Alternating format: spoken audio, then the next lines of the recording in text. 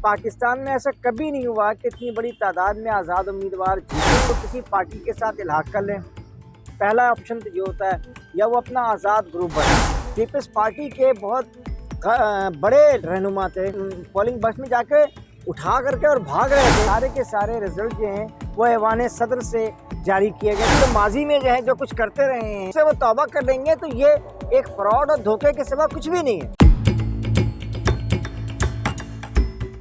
बिस्मिल्लाहिर्रहमानिर्रहीम। दोस्तों, जैसा कि हमें भी बात पता है और आपको ही मालूम है कि अब इंतखाबात ख़त्म हो गए, लेकिन इंतखाबात के दौरान जो कुछ भी हमारे और आज यहाँ पे इस मुल्क में हमने और पाकिस्तान के अवाम ने और ख़ास तौर पे जिनको हम यूथ तमाम पार्टियाँ कहती हैं, उस यूथ ने देखा कि किस तरह से बदमाशियाँ, धौंस, धमकी और माल को चलाया गया।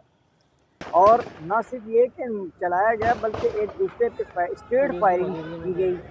और आपको पता है एक मंदुखेल साहब हैं जिन्होंने इस पे जा कर के पूरे जो है ना जीते हुए कैंडिडेट के जो वोट हैं उनको फाड़ दिए, उनको नोच दिए, कर दिए, मारपीट शुरू कर दिया अपने लोगों के साथ। अब आप बताएं, ये जो सूरत हाल है, क्या ये इस बात का ऐलान है कि आइंदा जो हुकूमत आएगी या आइंदा जो पाकिस्तान में हुकूमत बनेगी, क्या वो इस काबिल होगी कि जिस पर लोग एतबार कर सकें? एक बड़ी अजीब सी सूरत हाल सामने इस वक्त आई है। पहली बात तो ये है कि एक ऐसी सूरत हाल आई है कि पूरे पाकिस्तान में आज़ाद उम्मीदवार जो हैं वो कामयाब हुए हैं। ये आज़ाद उम्मीदवार होते क्या चीज़ है? इनका जो कानून यही है कि वो किसी पार्टी के साथ इल्हाक कर लें। पहला ऑप्शन तो ये होता है, या वो अपना आज़ाद ग्रुप बना लें। जैसा कि कहा जा रहा है कि पीटीआई के लोग हैं, लेकिन हकीकत ये है कि पाकिस्तान में ऐसा कभी नहीं हुआ कि इतनी बड़ी तादाद में आज़ाद उम्मीदवार जीतें और वो किसी पार्टी का हिस्सा बन जाएं। तो ताज़ा खबरें आ रही हैं, वो आ रही हैं कि 130 के करीब आज़ाद उम्मीदवार जीते हैं। देखें, नताइज तो ये वैसे ही हैं जैसे याया खान के दौर में इलेक्शन हुए थे कि 2-2, 3-3 दिन तक जो है ना इलेक्शन कमीशन के से जो है इलेक्शन के नताइज नहीं आ रहे थे। और उसकी जो बुनियादी वजह ये थी कि बाद में एक मशहूर सहाफ़ी जो हैं शाहीन सहबाई, उन्होंने ये बात कही है कि वो सारे के सारे रिज़ल्ट जो हैं वो ऐवान सदर से जारी किए गए थे। इस पर उन्होंने पूरा आर्टिकल लिखा है। अब आप बताइए कि ये सूरत हाल अगर है इस वक्त तक यानी ना उम्मीदवारों का, इस वक्त मैं आपको बताऊं कि ये पूरा जो हमारा कराची में एक्सपो सेंटर है उसके पूरा मुकम्मल तौर से कंटेनर से सील कर दिया गया। ना अंदर किसी को जाने की इजाज़त है, ना बाहर किसी को आने की इजाज़त है। ये भी बताता चलूँ कि यहाँ भी और पंजाब में भी और सिंध में भी और पख्तूनख्वा में भी जो सरकारी मुलाजमीन है वो तो किसी न किसी पार्टी की हमदर्दी रखते हैं।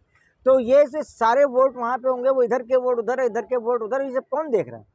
तो ये सारी चीज़ें तो होती ही रहेंगी और यही सारी चीज़ें जो हैं मुल्क की तबाही और बर्बादी का सामान लेके आएंगी। देखिए, सरकारी के इदारे और कमीशन जो है, इलेक्शन कमीशन ऑफ पाकिस्तान की ये ज़िम्मेदारी होती है कि वो साफ़ और शफ़ाफ़ इलेक्शन कराएं। लेकिन जो साफ़ और शफ़ाफ़ इलेक्शन कराने के बाद धुली सतह के नीचे लाखों ज़र्रात छुपे बैठे हों और नज़र आ रहे हों और सोशल मीडिया पे नज़र आ रहे हों और मीडिया पे नज़र आ रहे हों कि ये धुली सतह जिसको आप साफ़ और शफ़ाफ़ कह रहे हैं, इसके नीचे जो हैं लाखों ज़र्रात जो हैं वो बदनामी के, पाकिस्तान की बदनामी के, पाकिस्तान के इलेक्शन की बदनामी के अगर लगे हुए हैं, तो क्या ये किसकी ज़िम्मेदारी? ये आवाम की ज़िम्मेदारी तो नहीं है ना आवाम की ज़िम्मेदारी साफ़ और शफ़ाफ़ जैसे आप ये मैंने थोड़ी देर पहले मुंदखेल साहब को कहा। अब देखें, ये जो आप बता रहे हैं कि पोलिंग स्टेशन को रकमाल बना दिया, तो ये सब उसी शफाफियत पर सवाल है ना कि कोई भी अगर किसी जगह, इसका मतलब ये हो गया ना, बिल्कुल वाज़ेह हो गया कि जिसकी लाठी उसकी भैंस। यानी जो जहाँ जहाँ ये इलेक्शन हुए हैं, जहाँ जहाँ इस तरह के मंदोखेल जैसे लोग मौजूद थे, तो उन्होंने तो यही गेम खेला होगा जो मैं और आप अपनी आंखों से देख रहे हैं। तो ये सारी शफाफियत के पर सवाल है, इलेक्शन कमीशन के पर सवाल है कि वो शफाफ इलेक्शन करने में, इलेक्शन कराने में मुकम्मल तौर पर नाकाम रहा है।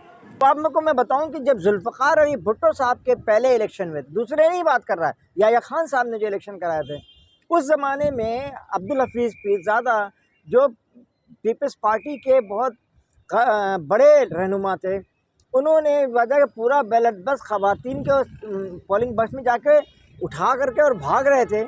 उस पर एक जमात इस्लामी की खातून थी, वो उनको रोकने लगी, उन्होंने उनको थप्पड़ मारा जिसके जवाब में उनसे लिपट गई वो और कहने लगी कि ख़बरदार जो आप इसको लेकर के गए। तो ये तो वहीं से चल रहा है ये। और ये जो सिख पार्टीज़ हैं, क्या ये आप समझते हैं कि ये ऐसी ऐसी इलेक्शन से ये जीतने के लिए आई हैं? ये इसी धौंस धांधली बदनवानी करप्शन बदवानी की पैदावार जो हुकूमतें माजी में भी रह चुकी हैं, ये जो माजी में जो है जो कुछ करते रहे हैं अब उससे वो तौबा कर लेंगे, तो ये एक फ्रॉड और धोखे के सिवा कुछ भी नहीं है, अपने आप को धोखा देना है। पहली बात तो आप ये बात समझ लें कि ये जो मुल्क का इस्तेहकाम है वो तो मैंने आपको बता दिया कि ये पार्टियां करने वाली नहीं हैं।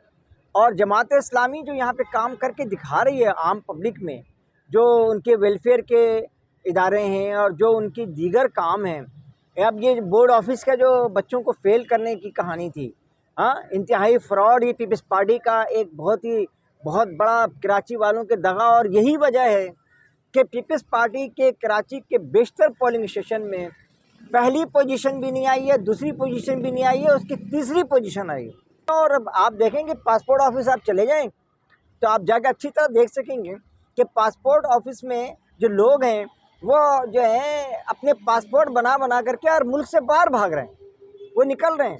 यानी एक बहुत बड़ी जो हमारी जैसे कहते हैं ना हम यूथ यूथ यूथ अब वो यूथ जो है वो बेचारी मुल्क से निकल के अपने मुस्तकबिल को बनाने जा रही है। मुल्क के लिए जो है ना सबसे पहले बात तो ये कि हमारी सियासी पार्टियों को संजीदा होना पड़ेगा और उन्हें जो है ना ये मुल्क का सोचना पड़ेगा। और ये बात हमेशा याद रख लें कि कोई महलों में रहने वाला तो मेरे और आपके मसाइल को हल नहीं कर सकता, उसको मालूम ही नहीं है कि मेरे और आपके मसाइल क्या हैं। हमारी इस्टेब्लिशमेंट है उसको आगे आना चाहिए, इसी तरह वो आगे आए और आकर के कहे कि भाई अब इसको बंद करो।